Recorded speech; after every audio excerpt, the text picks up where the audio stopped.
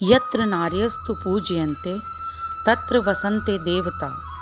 अर्थात जहाँ नारी की पूजा होती है, उसका मान होता है, सम्मान होता है, वहाँ देवता भी वास करते हैं। ऐसा ही मानना है हमारी गुलाबो जी का, जो बहुत बड़ी इंस्पिरेशन है नारी जाति के लिए। गुलाबो सपेरा जी की कहानी कौन नहीं जानता, जिन्हें बचपन में जिंदा दफनाया और बचा लिया गया। फिर इन्होंने 1.5-2 साल की उम्र में अपने पिताजी के साथ जाकर सपेरों का डांस किया और सभी का मन लुभाया। ऐसे रोमांचक और हैरत अंगेज कहानी रची उस रचयिता ने कि आज ये पद्मश्री अवार्ड से सुसज्जित हैं। गुलाबो जी, स्वागत है आपका हमारी series success with blooming minds में। नमस्कार, मैं गुलाबो सपेरा।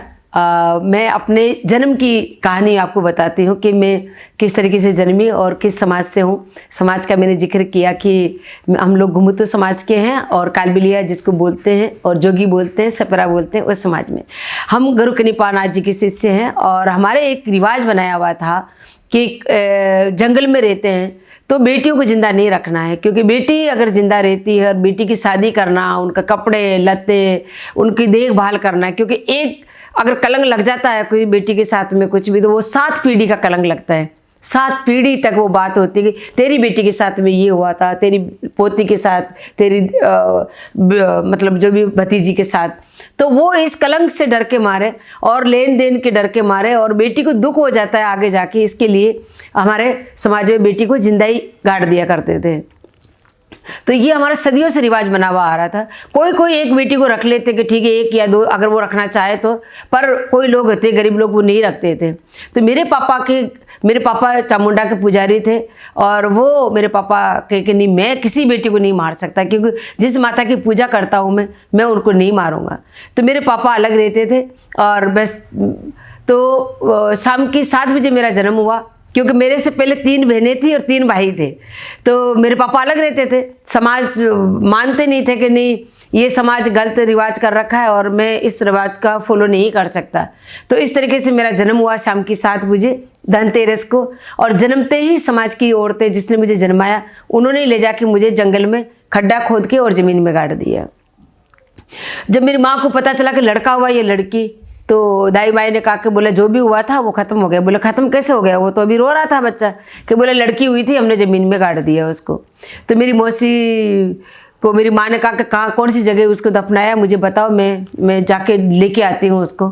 तो इस तरीके से मेरी मौसी ने भी मना कर दिया कि नहीं। मेरी माँ ने कहा कि तेरे 5 लड़का है, लड़कियाँ नहीं, तो रख लेना उसको, पर उसको जिंदा तो रखें।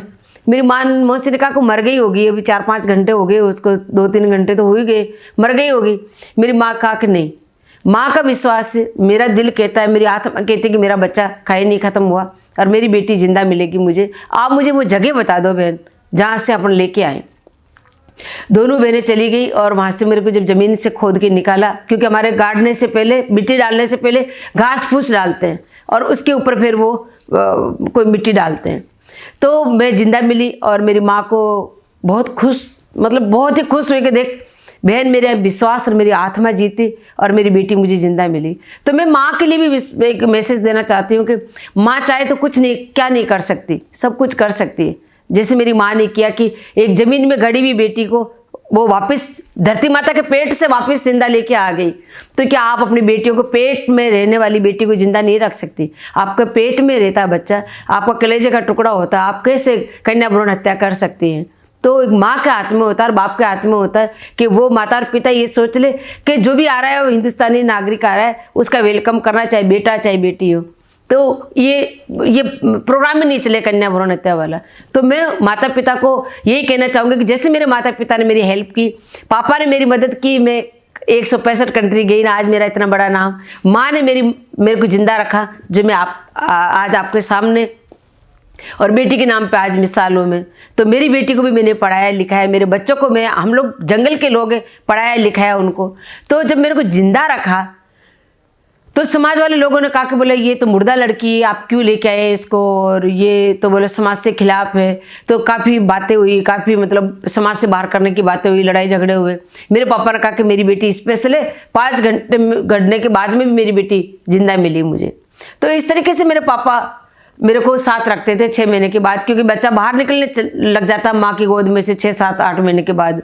तो मेरे पापा डरते थे कि समाज के लोग वो मारेंगे इसको, उन्होंने कह दिया कि एक रोज ये मरेगी। तो वो लोग, मेरे पापा डरते थे, इसीलिए मुझे साथ लेके जाते और मैं पापा के साथ साथ रहती थी। वो सांपों का झूठा दूध पीना, बिन की धुन पे डांस करना, ऐसे करते करते मैं 3-4 साल की होगी तो मुझे पापा ने घर छोड़ना स्टार्ट कर दिया, क्योंकि समाज भी बहुत इंपॉर्टेंट होती है अपने लिए, कि समाज जरण परण मरण सारा समाज सुधारता है। तो वो समाज में रहना था मेरे पापा को, तो मेरे को समझा बुझा के घर छोड़ा। मेरी माँ कहती कि जा बकरियां लिया या फिर बलिता चुग के ला, मेरे को कुछ नहीं, मेरे को तो डांस करना है। मैं जंगल में भी जाती काई बकरी लेने के लिए या फिर लकड़ियाँ चुगने के लिए, बलिता चुगने के लिए, तो वो वहाँ डांस करने लग जाती। 5-6 साल की थी। या फिर वो लड़कियों को लेकर मैं गांव ढाणी में चली जाती कि तुम वो जो दाल जो भी रोटी देवे या दलिया देवे तुम खा लेना, मुझे तो नचा लेना। बस मेरा डांस का भूत चढ़ा हुआ था मुझे। और इस तरीके से मेरे को होली के दिनों में लेके जाते थे लोग कि आप होली के दिनों में, मतलब जब फागुन का महीना होता था हमारे क्या आदमी लोग ड्रेस पहन के लेडीज़ के वो जाते हैं, तो मुझे उस टाइम पे तो लेके चले जाते हैं, फिर उसके बाद नहीं लेके जाते। पुष्कर मेला आता तब औरतें मुझे छुप छुपा के लेके जाती थी, फिर उसके बाद नहीं लेके जाती। तो 81 की बात है, 81वें में डांस कर रही थी, बहुत बड़ी भीड़ थी, उसके बीच में मैं खड़ी थी और डांस कर रही थी 19-20 लड़कियों के साथ में। और वहाँ पे टूरिज्म डिपार्टमेंट के हिम्मत सिंह जी और तृप्ति पांडे, जिनको मैं अपने लाइव दाता कहती हूँ, वो आए। उन्होंने देखा कि एक छोटी सी बच्ची डांस कर रही है, ऐसा लग रहा है कि इसके शरीर में हड्डियाँ ही नहीं है, रबड़ की गुड़िया की जैसे इधर की इधर घूम रही है और डांस कर रही है कमर के बल से, इस तरीके से सांप प्लेटी खाता है जैसे। पर मैडम ने सोचा कि सपेरों की लड़कियां तो डांस करती नहीं है, सपेरों के वैसे बहुत कम औरतें होती है, लड़कियां होती है, सांप नाचते हैं, लड़कियां कब से नाचने लगी। तो मेरे चाचा जी से पूछा, उन्होंने कहा कि साहब अभी ये बच्ची है, हमारे वैसे कलंक है हमारे माथे पर, ठीक है बोला हम नचाते हैं पेट के लिए, क्या करें। मुझे बुरा भी कहते थे और मेरे पे मतलब कमा के भी खाते थे वो। तो इस तरीके से मेरे को समाज वो शाम को 22 कहा कि आप प्रोग्राम में आ जाना, वहाँ नचाना। तो प्रोग्राम समझते नहीं, तो उसके बाद उन्होंने कहा कि जैसे यहाँ नाच रहे हो वैसे वहाँ नाचना। फिर हम लोग शाम को मंच पे पहुँच गए और वहाँ पे मैडम ने मेरे को पहली बार घुंघरू दिए, घुंघरू पहन के मैंने डांस किया, मुझे बहुत अच्छा लगा। उस रोज़ मुझे फील हुआ कि मेरी ये जगह है, ये मेरी जगह है, कि मैं मतलब ये पब्लिक मेरे लिए भगवान है, ये स्टेज जो है वो एक मंदिर है। तो वो मेरी जगह थी, मेरे को उस रोज़ फील हुआ।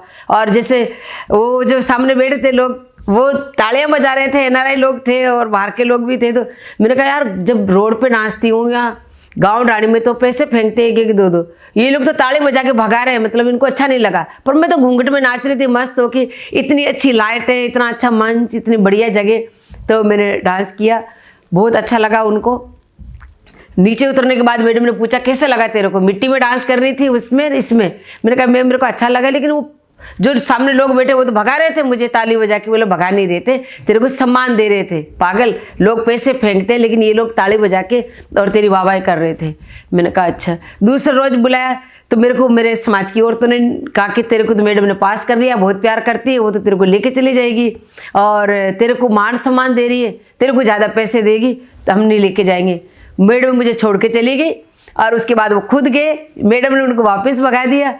फिर मेरे पास आए, फिर मुझे लेके गए और मैंने कहा कि मुझे बुखार हो गया। तो ठीक है, मैडम ने मुझे बुखार की गोली भी दी और फिर मैंने डांस किया। मैडम 2 दिन डांस करने के बाद में जब पैसे मुझे 50 रुपये दिए और कलाकारों को भी कुछ पैसे दिए, जो औरतों को, वो तो अपना काजल बिंदी टिकी खरीदने बाजार में चली गई। दूसरे रोज समाज के पूरी पंचायत ही बैठती है हमारे पुष्कर में, क्योंकि पुष्कर में जब हम लोग खट्टे होते हैं, पूरा समाज खट्टा होता है, शादी ब्याह त्यौहार जो भी होता है हमारे क्या करना है वो सारा पंचायतियाँ वहीं होती है। सुबह पंचायती में बात चली कि बोले भाई मेरे पापा का नाम लेके भाई भैरानाथ आपकी बेटी ने तो तख्तों पे डांस किया है और ये अच्छी बात नहीं है और वहाँ पे अच्छी लड़कियाँ डांस नहीं करती, तो तुम्हारे को हम समाज से बाहर करते हैं। मेरे पापा ने कहा कि 20 लड़कियाँ थी, 2 आदमी थे, वो लेके गए तभी तो मेरी बच्ची गई। मेरी बच्ची तो 7-8 साल की है, वो क्या जाने कि बोले वो उन्होंने ये कह दिया कि ये लड़की नहीं नाचती तो हम लेके नहीं जाते, तो हम तुम्हारे लालच में लेके चले गए। तो इस तरीके से करके मेरे को समाज से बाहर किया और हम लोग कई दूसरे गांव में जाके रहने लगे। फिर उसके बाद में मैडम के यहाँ से कोई आदमी आया बुलाने के लिए, तो मेरे पापा ने मना कर दिया। मैंने सुन लिया।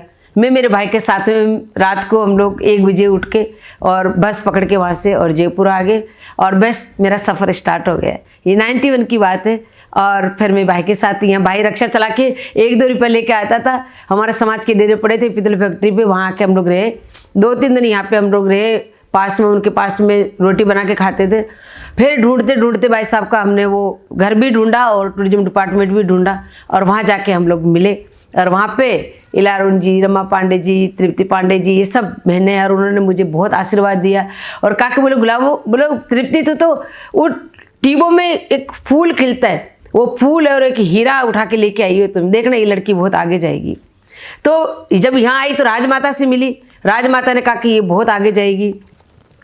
सबसे जिससे मिली मैं, अमेरिका में राजीव गांधी जी का आशीर्वाद मिला जब मुझे वहाँ रख रहे थे, मैं नहीं रही। फिर उसके बाद मुझे लता जी का आशीर्वाद मिला और उन्होंने भी कहा बेटा तू तो बहुत आगे जाएगी, आगे जाएगी। और मेरे को पद्मश्री भी मिली। और फिर भी मैं वो ही आगे जाना चाहती हूँ जो सब लोगों का आशीर्वाद था कि आगे जाना है, मुझे आगे जाना है, आगे जाना है, आगे जाना। जब पहली बार 14 साल की आप थी, आपको विदेश का बुलावा था, उसके 1 दिन पहले आपके फादर का देहांत हो गया, परंतु आपने अपने मनोबल को जागृत किया, दूसरों को भी हिम्मत बंधाई और ऐसी परिस्थिति में अपने फादर को ट्रिब्यूट देते हुए अपना परफॉर्मेंस दिया। कैसे सामना किया आपने इस मुश्किल घड़ी का? ये हिम्मत आप में कहाँ से आई? मैं बताना चाहूँगी कि ये सब मेरे माता पिता का आशीर्वाद रहा और माता पिता के आशीर्वाद से ही मैं यहाँ तक पहुँची। क्योंकि मेरे जन्म की कहानी और मैं बाद में बताऊँगी। अभी मैं कहती हूँ कि जब मैं 2 महीने वहाँ दिल्ली में थी और मैं रिहर्सल में थी वहाँ पे और मैं यहाँ थी नहीं, तो मेरे को बताया गया वहाँ पे जाने से जस्ट 1 रोज पहले कि आपके पापा नहीं रहे और वो चले गए। तो हमारे समाज वाले मुझे समाज से बाहर कर रखा था और बहुत सारी विरोध था और मेरे पापा मेरे लिए लड़ते रहते थे हमेशा कि मेरी बेटी स्पेशल है और ये करेगी करेगी करेगी। और एक दिन मेरे को इतना अच्छा मौका मिला कि मेरे को बाहर जाना है और वो मेरे को समाज का भी नाम करना है और मेरे परिवार का भी नाम करना है। जो मेरे पापा मेरे लिए जो लड़ते थे वो टाइम आया है मेरा। तो मैं दिल्ली में थी और मेरे को जस्ट 1 रोज पहले बताया गया, यार पापा मेरे 1 रोज पहले गुजर गए। तो मेरे को वहाँ आके लोगों ने कहा कि बोले आपको जयपुर चलना है वापस। और मैं कहा कि मेरे को तो कल चिलगाड़ी में बैठ के जाना है, मैं जयपुर क्यों जाऊँ। तो इस तरीके से हमारे 5 लोग आए थे। बोले बेटा नहीं, 1 रोज एक दिन के लिए आपको वापस चलना पड़ेगा। तो वो कैसे भी करके मुझे वापस जयपुर लेके आए और यहाँ मुझे शाम को बताया, लाके सुबह में आ गई थी, शाम को मुझे बताया कि आपके पापा नहीं रहे बेटा और अब आप अमेरिका नहीं जा सकते। तो मैं थोड़ी बहुत ज़्यादा मैं एकदम मेरे को बेहोश हो गई और बहुत रोई। और 3-4 घंटे बाद मेरे को होश आया जब 4-5 बजे से। तो माँ बहुत रो रही थी और पूरे परिवार का मैंने हाल देखा तो बहुत बेहाल हो रहा था। तो मैं आई थी तो मैंने लगा तो था कि आप लोग ऐसे कैसे हो रहे हो। तो मेरी माँ बहुत स्ट्रॉन्ग होकर, मेरी बहन छोटी बहुत स्ट्रॉन्ग होकर वो हिम्मत रखी, रोई नहीं। उन्होंने कहा कि नहीं बेटा आप जो चले गए थे ना दिल्ली तो इसलिए हम लोग ऐसे थे। मैंने कहा चलो कोई नहीं। तो मैंने कहा मैं पापा से मिलने जा रही, क्योंकि हमारे पापा जो थे वो अजमेर रह रहे थे मेरी बड़ी बहन के पास। तो मैंने कहा चलो मैं अजमेर चल जाके मिल के आती हूँ। पर मुझे जब बता दिया था तो मैं बहुत बेहोश हो गई और मेरे को रात की 12-1 बजे होश आया। तो मैंने एकदम जैसे मेरे पापा आके मुझे जगाया कि मैं बेहोश पड़ी थी। मेरे पापा ने कहा बेटा उठो, आपको तो चिलगाड़ी में बैठ के जाना है, आप कहाँ सो रहे हो, यहाँ खड़े हो जाओ। तो मेरी एकदम आँख खुली और मैं उठी और मेरे पर्स अपना उठाया और मेरा बैग उठाया। मैंने कहा माँ मैं दिल्ली जा रही हूँ। बोले बेटा आप इस हालत में नहीं जा सकते क्योंकि आपके पापा गुजर गए, 12 दिन के बाद आप जाओगे। मैंने कहा 12 दिन क्या होते हैं। बोले 12 दिन के बाद ही बाहर निकल सकता है इंसान, अपना घर का जो मेंबर होता है। कुछ पूजा पाठ होती है, कुछ खाना वाना खिलाया जाता है लोगों को, ब्राह्मणों को, कमासियों को। मैंने कहा अपने तो ऐसा कुछ है नहीं। और मेरे पापा कहाँ गए माँ, मेरे पापा जिंदा है। मेरे पापा मुझे अभी आके जगाया है। मेरे पापा ने कहा कि बेटा आपको जाना है, तभी तो मैं जा रही हूँ। और वैसे देखा जाए तो पापा आंखों से उजल है माँ, दिलों से और दिमाग से और अपने शरीर से थोड़ी ना। अब मेरे ये जो शरीर है मेरे पापा का बनाया हुआ है और ये जो सब कुछ दिया ना मेरे पापा ने दिया। ये हिम्मत भी मेरे पापा ने दी, आज तक मुझे यहाँ तक पहुँचाया तो सिर्फ पापा ने। और पापा की बेटी हूँ मैं इतनी कमज़ोर नहीं हूँ, पापा मेरे अंदर है। बस ये कह के माँ को समझाया और मेरे कहा माँ पहले पापा मदद करते थे, अब आपको मदद करनी है। तो मेरी माँ रो के और बाद में चुप हुई और फिर कहा कि बोले बेटा ठीक है, आपके पापा और हम साथ हैं आपके, और आप जाओ, जो भी होगा मैं देख लूँगी, समाज वालों को भी मैं देख लूँगी, और आप जाओ। तो मम्मी ने मुझे हिम्मत बंधाया और मैंने मेरे समाज के लिए, मेरे परिवार के लिए मैंने यही सोचा कि यही एक अच्छा मौका है। मेरे पापा जो है वो मेरे लिए हमेशा लड़ते थे कि स्पेशल बेटी है मेरी। तो इस तरीके से मैं मेरे पापा को अपना आप में समाया और पाया और महसूस किया, और मैं अमेरिका चली गई। बस मैं रात को यहाँ से सुबह 5 बजे वाली बस में बैठी दिल्ली के लिए, और वहाँ पे पहुँची 12-1 बजे रात की हमारी फ्लाइट थी अमेरिका के लिए। तो इस तरीके से मैं अमेरिका पहुंची। वो इसलिए मेरे को हिम्मत रखना पड़ा कि एक तो मेरे पापा लड़ते थे, दूसरा मुझे बहुत शौक था बाहर जाने का और डांस करने का, और एक अपने समाज को इंट्रोड्यूस करना है मुझे कि मेरे समाज का नाम होगा, मेरा नाम होगा, मेरे इस डांस को एक अच्छी जगह मिल रही है। रोड पे डांस करने से तो अच्छा मैं स्टेज पे डांस कर रही हूँ। तो बस यही मेरे परिवार को और मेरे समाज को लेके हिम्मत जुटा के और सबको साथ लेके मैं और अमेरिका चली गई। जैसे सांप बल खाता है और जिस सुंदरता से वह नृत्य करता है, वैसे ही आपकी नृत्य की अद्भुत प्रशंसा है और देश विदेश में इसका डंका बजता है। इसलिए आपका नाम सपेरा जोड़ा गया। कैसे आया ये ख्याल आपके मन में? क्या सोच रही होगी आपकी जब आप ये नृत्य करती हैं? वो मैंने कभी किसी से सीखा नहीं है ये नृत्य, और ये गॉड गिफ्ट है, और ये ईश्वर की देन है कि जब मैं 5-6 महीने की थी तो मेरे पापा मुझे टिपारी में बिठा के सांपों के साथ, और वो मुझे गांव ढाणी जैसे घर घर पूजा करवाने जाते हैं हम सांप को, और घर घर मांगने के लिए जाते हैं, तो पापा बीन बजा के और मेरे ताऊ जी डफली बजा के और वो सांपों को नचाया करते थे। और मेरे पापा मुझे साथ लेके जाया करते थे, सिर्फ समाज से डर के मारे कि वो समाज वाले कहीं मेरी बेटी को मार नहीं दे, क्योंकि हमारे समाज में मैं पहला बेटी थी जिसको मुझे जिंदा रखा गया था। तो मेरे पापा बहुत डरते थे। तो इस तरीके से मेरे पापा के साथ मैं रहती थी। जैसे गाँव में औरतें जब दूध पिलाती है सांप को और पूजा करती है, तो मेरी माँ के दूध पीने की मुझे मन में आती तो रोने लगती, तो मेरे पापा वो जो सांपों का बचा हुआ दूध था वो मुझे पिलाते, और मेरा पूरा दिन मेरे पापा के साथ निकल जाता है। इस तरीके से करते करते मैं 1.5 साल की हो गई, और उन सांपों के साथ इस तरीके से खेलती थी जैसे मतलब मेरे बहन भाई है और वो मेरा परिवार है। तो वो कभी मैं गले में पहन के उनके ऊपर गिर जाती, कभी उनको लेके मैं गिर जाती। तो इस तरीके से मैं पहन के उन सांपों को डांस करना स्टार्ट कर दिया था, और धीरे धीरे मैं जैसे मतलब एक जो कहता है ना बच्चा चलना सीखता है, मैंने तो सांपों के साथ ही चलना सीखा, और बीन की धुन और सांप डपली की थाप पे चलना सीखा, क्योंकि पापा के साथ ही रहती थी 6 महीने की उम्र से।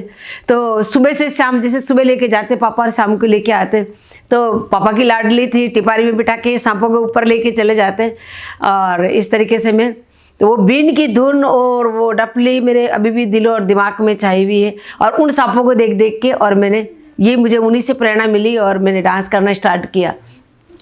समाज के लोगों ने मना किया कि बोले ये बेटी है, बेटा नहीं, पहले तो तुमने इसको जिंदा रखा, इस लड़की को ज़मीन में गाड़ने के बाद वापस निकाल के और समाज से खिलाफ जाके, और फिर बोले तुमने इसको डांस करना स्टार्ट करते तो क्या समाज का नाक काटने के लिए बैठे हो क्या? तो मेरे पापा ने कहा मैं बेटी को नचाता नहीं हूँ, ये बच्ची है, सांपों के साथ खेलती है और नाचती है और औरतों को बहुत पसंद आता है। तो वो बेचारी कोई पैसा दे देती, कोई आटा देती, कोई कपड़ा देती। बोला तो तुम तो बेटी की कमाई खा रहे हो, बेटी को नचाते हो, और बेटी के ऊपर आपको तो अच्छा रोजगार मिल गया। तो इस तरीके से मेरे पापा को ताना देते थे, और मैं 1-1.5 साल की उम्र में मैं बढ़िया डांस करने लगी थी मेरे पापा के साथ साथ और सांपों के साथ साथ। मुझे पता नहीं था कि ये इतना बड़ा नाम होगा या इतना बड़ा आगे जाएगा, लेकिन मुझे बहुत अच्छा लगता था।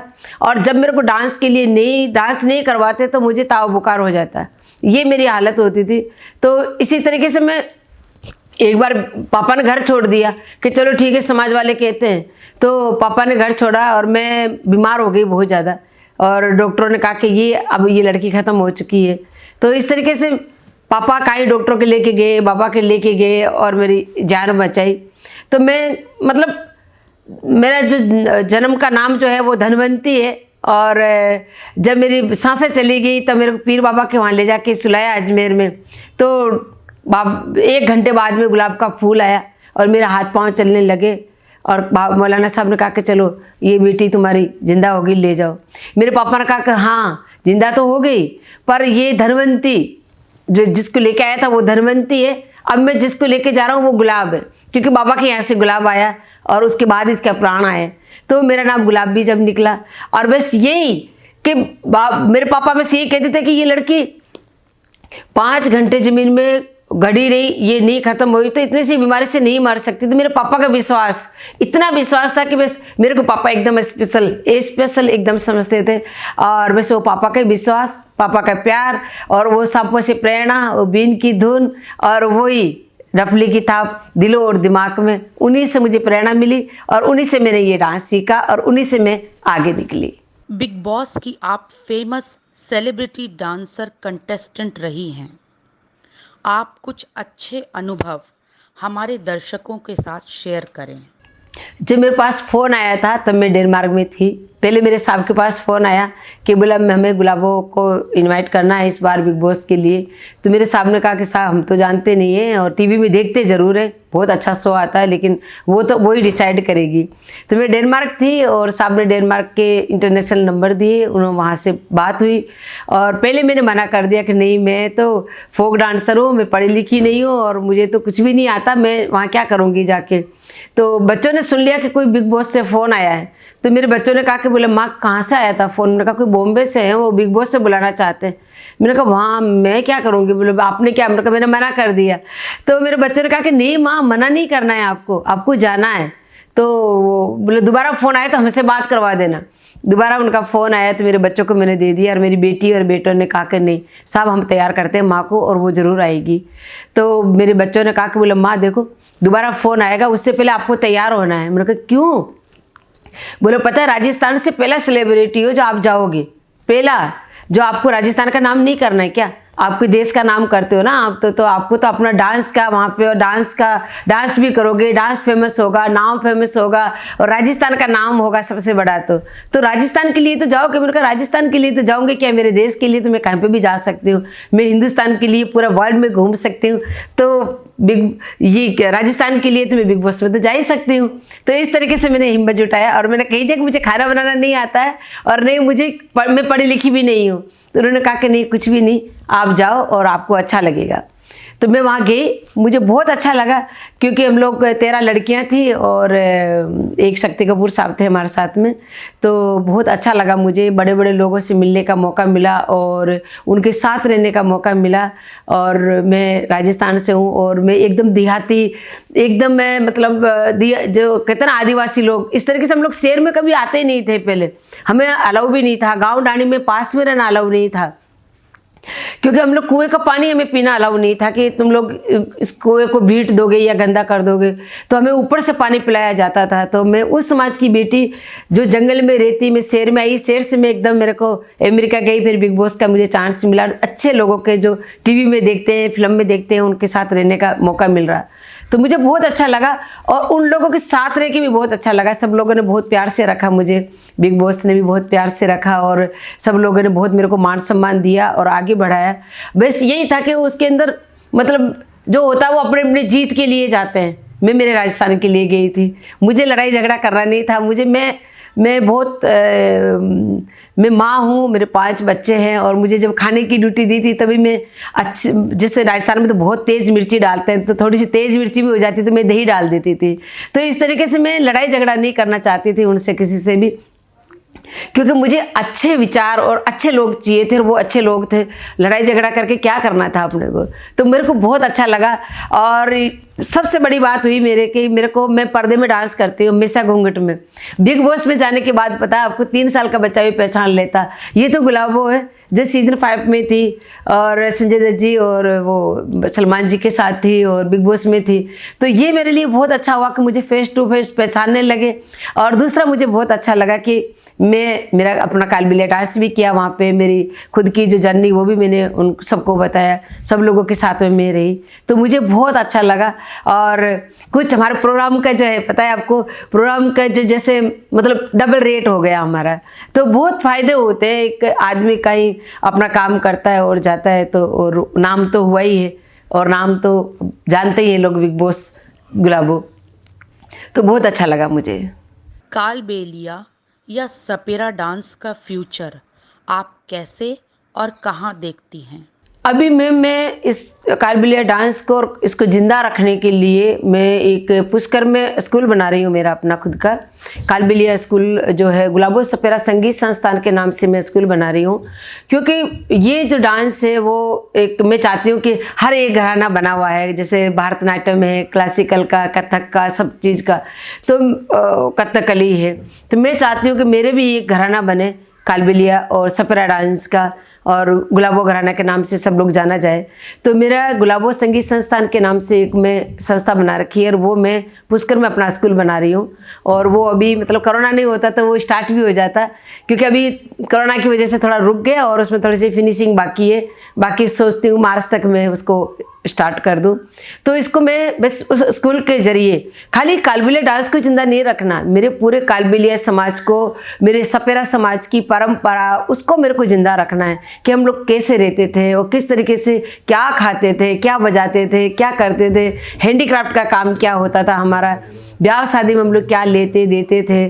तो इस तरीके से पूरा रीति रिवाज बताना है मुझे, क्योंकि हम लोग ये जो पेन रखा है मैंने, वो चीड़ों का सामान हम लोग हाथ से बनाते हैं, कांच कसीदे का काम सारा हम लोग हाथ से करते हैं, गुदड़ियाँ बनाते हैं, लोग रजाई ओढ़ते हैं लेकिन हम गुदड़ी ओढ़ते हैं, वो गुदड़ी हम हाथ से बनाते हैं। तो हैंडीक्राफ्ट का काम भी, जैसे बीन है, बीन हम हाथ से बनाते हैं, और डफली वो भी हम लोग खुद ही बनाते हैं। तो ये हमारे जो खुद की चक्की, जैसे आटा पीसने वाली चक्की हम खुद बनाते हैं, क्योंकि आटा पीस के खाते थे, गाँव में रहते थे।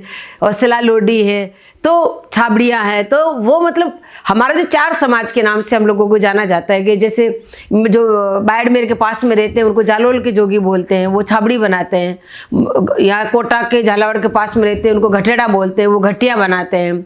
और जैसे मान लो मारवाड़ में रहते हैं, जोधपुर अजमेर के पास में, उनको मारवाड़ के बोलते हैं। जो दिल्ली में रहते हैं और जयपुर में रहते हैं उनको दिल्ली आड़ बोलते हैं। ये लोग सांप रखते हैं। हम लोग जो अजमेर के हैं वो लोग सांप भी रखते हैं, लेकिन कोई बाबा जी बन के चले जाते हैं, औरतें कोई इस तरीके से मांगने के लिए चली जाती है। और जो कोटा के पास जो घटेड़ा जिसको बोलते हैं वो घट्टी बनाते हैं। और जहाँ जालोल में रहते हैं वो छाबड़ी वाले जालोलिया बोलते हैं उनको, पर वो छाबड़ी बनाते हैं। तो इस तरीके से, और वैसे जो हमारा समाज की पहचान है वो है 3, मतलब सपेरा भी बोलते हैं, कालबेलिया भी बोलते हैं, नाथ भी बोलते हैं।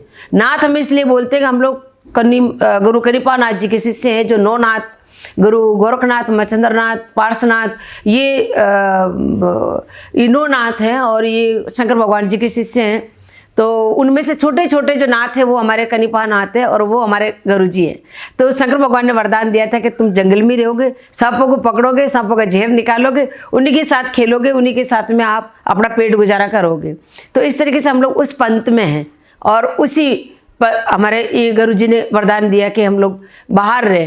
तो हम लोग जंगल में रहते थे, हमारे से लोग छुआछूत करते थे कि ये कालबेलिया है, जंगल में रहते हैं, सांपों को पकड़ते हैं, इसलिए हम लोग काल के बेलिया हो गए, क्योंकि सांप को वश में करते हैं तो उसके दोस्त हो गए, इसलिए हमें कालबेलिया कहते हैं।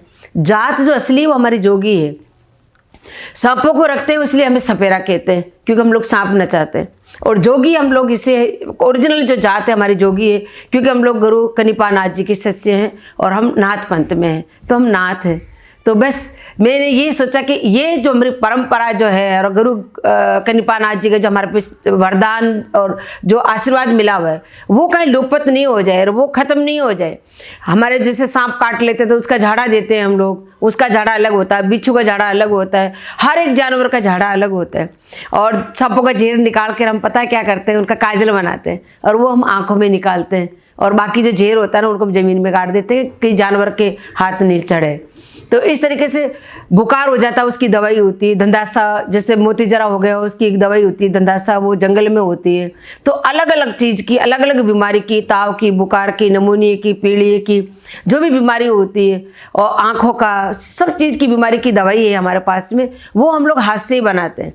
तो वो चीज़ें भी हमें बुकलेट में उनको तैयार करनी है और लोगों को बताना कि ये चीज़ें आप यूज कर सकते हैं आयुर्वेदिक में। तो वो सबको ज़िंदा रखने के लिए मैंने अपना स्कूल बनाया है और वो हमारे कालबेलिया समाज की परंपरा भी ज़िंदा रहेगी, सारी चीज़ें ज़िंदा रहेगी और ये डांस भी नहीं मरेगा। क्योंकि मेरा सपना है कि मैं चाहती हूँ कि घर घर में गुलाबो हो, क्योंकि ये गॉड गिफ्ट मिला है और ये गॉड गिफ्ट मैं सबको बांटना चाहती हूँ। मेरी कोई प्रॉपर्टी नहीं है, क्योंकि वैसे देखा जाए तो ये डांस के साथ मैं जन्मी हूँ और मेरे साथ डांस जन्मा है। ये ड्रेस मेरा खुद का डिज़ाइन है, गाना मेरा खुद का है और डांस मेरा खुद का है। तो मैं चाहती हूँ कि मैं सबको बांटूँ और हर लड़की के अंदर गुलाबो जिंदा रहे, हर कंट्री में गुलाबो जिंदा रहे। क्योंकि मैं 165 कंट्री जा चुकी हूँ, आज 165 कंट्री की लड़कियों को ऑनलाइन डांस सिखाती हूँ मैं। मेरा यही ड्रीम है, क्योंकि मैं इसको बेचना नहीं चाहती हूँ, मैं इसको एक गुरु शिष्य परंपरा निभाना चाहती हूँ। इसीलिए मैंने इसको स्कूल मैंने बनाया पुष्कर में। कठिनाइयों से जूझने के बाद आप पद्मश्री अवार्ड तक पहुंची।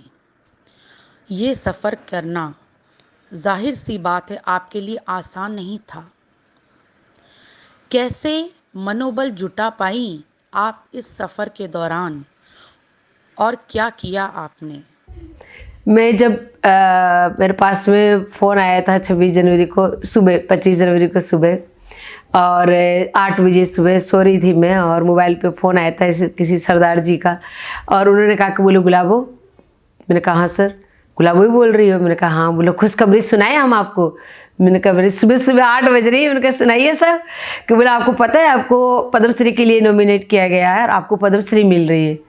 मैंने कहा क्या सर? मैं तो चुप हो गई कुछ देर के लिए। मैंने कहा जिस चीज़ को मैंने सपने में नहीं सोचा हो और हम मेरी कहाँ पहुँचे, क्योंकि मैं इस डांस को मैंने ही जन्म दिया और मेरे से ये डांस स्टार्ट हुआ, तो मैं कभी सोच भी नहीं सकती थी कि मैं पद्मश्री तक पहुँच जाऊँगी।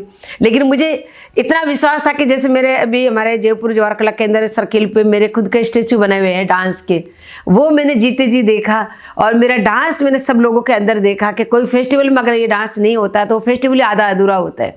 किसी स्कूल में फंक्शन हो रहा है वहाँ कालबेलिया डांस नहीं है तो वो स्कूल का फंक्शन भी अधूरा होता है।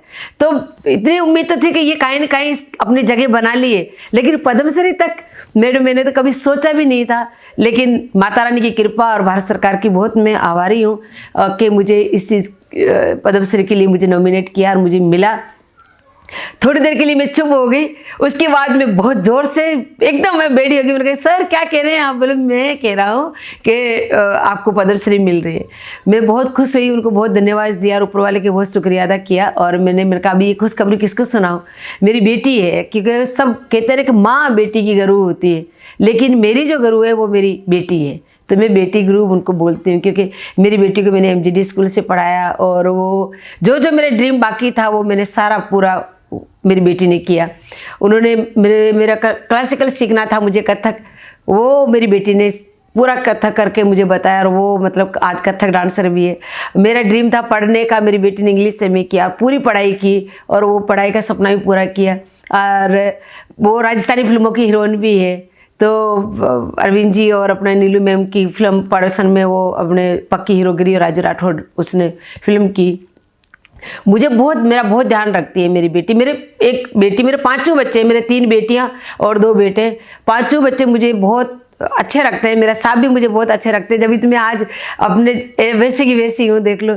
तो मेरी बेटी मेरे को हर चीज़ सिखाती है, बेटा ऐसे रहना, माँ आपको ऐसे रहना, ऐसे रहना, इस तरीके से आपको लोगों के साथ जाना आना। क्योंकि मैं पढ़ी लिखी नहीं हूँ तो आज मेरी बेटी मुझे सारी चीज़ सिखाती है। तो जब पद्मश्री मिली तो मैंने मेरी बेटी को वो बोला कि जगह मैंने राखी उठो।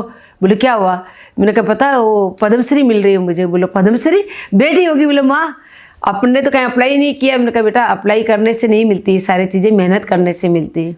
तो मेरी बेटी ने बोला बोला माँ वो आपकी मेहनत है, आपकी तपस्या और आपका जो एक सच्चाई के साथ आपका चलना और लोगों को सबको साथ लेके चलना और फ्री में सबको डांस सिखाना। नहीं तो क्या करते हैं लोग अपनी प्रॉपर्टी समझ के और लोग रजिस्ट्रेशन करवा लेते हैं, उन लोगों को वो ब्लॉक कर देते हैं, डांस हो चाहे ड्रेस हो। लेकिन मैंने ऐसा कुछ भी नहीं किया, मैं सबको सिखाती हूँ और सिखाती रह रही थी।